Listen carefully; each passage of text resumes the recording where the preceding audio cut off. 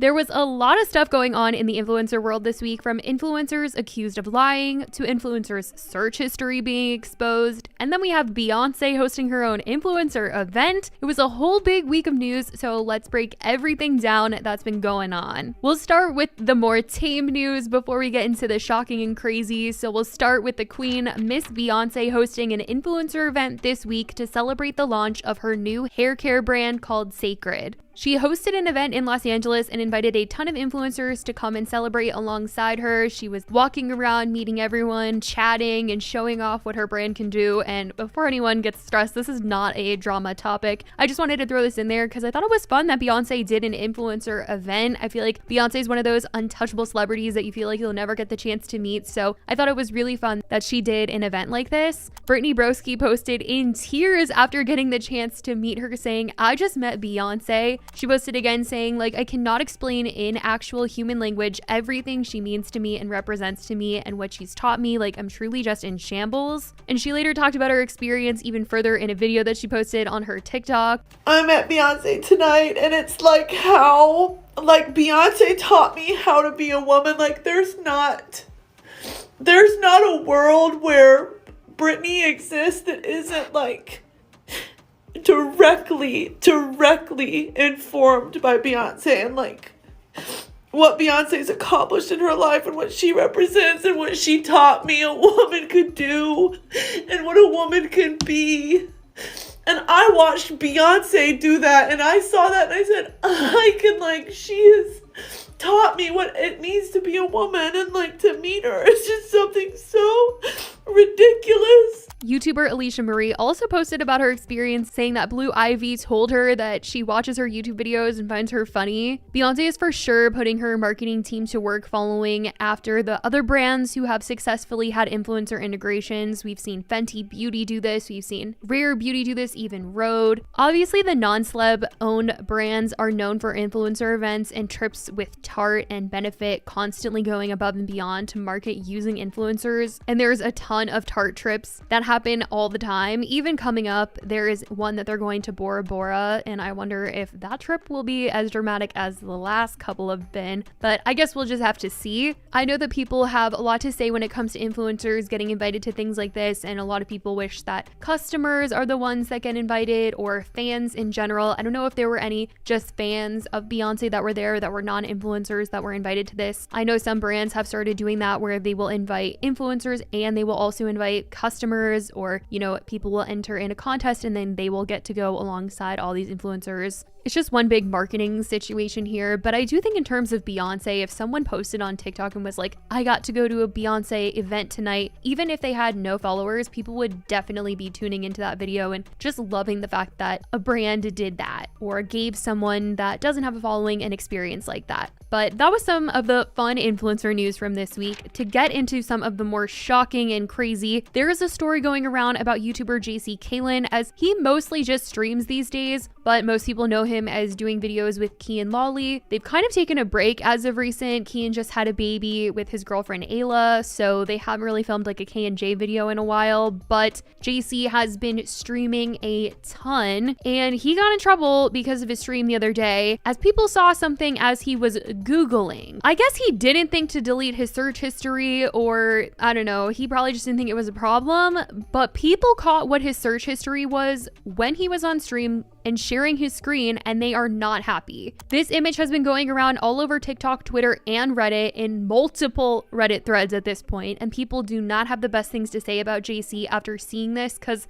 it looks like he's looking up a bunch of OnlyFans leaks. And then there's a search for Tara Yummy Feet, which Tara Yummy has been absolutely blowing up, you guys. She has gained hundreds of thousands of followers in the last 2 months, to the point that she just hit 1 million subscribers. It feels like out of nowhere. It's been super cute to see though since I've been watching her. Ever since she made a video with JC where she admitted to being a fan of his and knowing who he was before they were ever friends, which is also why people are super weirded out and uncomfortable by this whole thing, because it's not like JC was looking up just random people in his search history for photos of them. It was people that he is friends with, his fiance is friends with, And so for that to be in his recent search history, people were like, this is weird. It's making me uncomfortable. The whole thing is just such a mess, and people have been expressing major disappointment in seeing this. And all I'm gonna say is, how are you gonna be a streamer and not use like incognito browser or something? And also just hate the fact that leak is at the end of these words here. Because obviously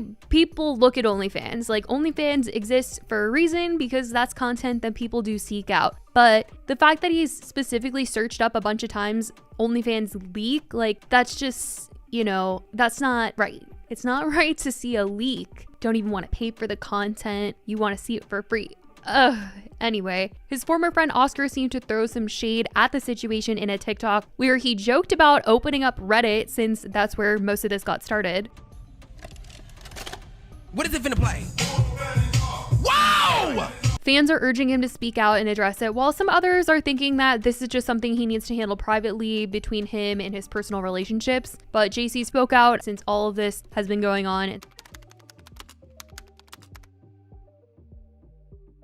I wanted to put a video together to put my thoughts into a place, because I feel like I would just ramble on and on about this situation. So I made a quick video that I'm gonna play. I feel like I owe it to you guys to have an explanation and for an apology, and I want to own up. But there was a day in October where I searched up some things on the internet, and out of pure curiosity, and people are gonna think what they think, and that's okay. I disrespected some people, and I want people to know that although this is a private matter between my fiance and my friends, it's out to the world, and it's hard to say and aloud, but I want everyone to know that I have called my friends and I have apologized to them, and I've talked to my fiance about things, and I want everyone to know that we're okay. My friends are okay. They're really supportive and gracious on forgiving me, and my fiance is very gracious and forgiving, and we have talked it out. Everything is fine. It's certainly a mess, that's for sure, and the conversation has only been growing on this topic. As for other influencer drama though, lying on social media, you guys, to sell or promote something has become this new way to market either yourself or a product, and it's getting people in trouble, especially when they get caught. Last week, Amanda from Swell Entertainment had a tweet go viral after calling out this account on TikTok for seemingly claiming to be Sydney Sweeney's dietitian, and was promoting these alleged healthy swaps that she made for Sydney while working with her. It's come out that the girl in the TikTok and also the reel made about being Sydney Sweeney's dietitian had her original photos stolen. So this girl is apparently not the one that posted this stuff. Her photos were just taken and were used by whoever ran these accounts that are now deleted. So for that reason, I'm blurring her face, but the video talking about being Sydney's dietitian said, "I was Sydney Sweeney's dietitian for 5 years. This is how I helped her get her dream role with 5 easy food swaps. She wouldn't stop talking about the last one." The post on Instagram included these food swaps promoting better brands, claiming Goodles or Bonza mac and cheese has natural ingredients, is high in protein, keeping your hormones balanced, and basically saying Kraft mac and cheese is a no-go, saying her favorite comfort food was a dietitian's nightmare, insane amount of additives effing with your hormones. Sydney ended up seeing this and commented, calling out this account, and said, "I don't know you, and Kraft mac and cheese is for life."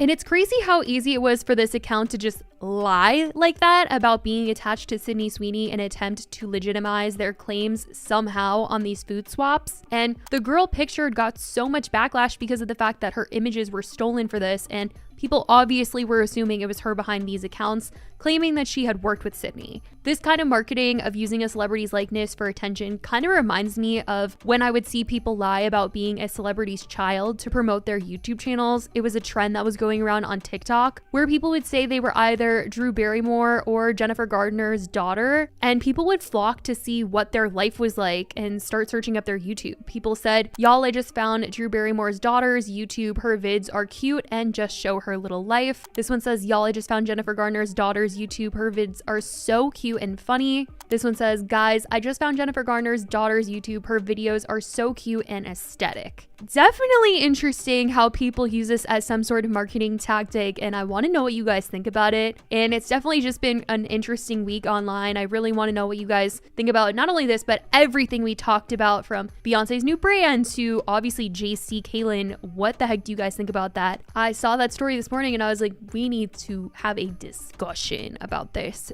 But let me know all your thoughts. I love you guys so much, and I will talk to you in the next video. Bye, guys.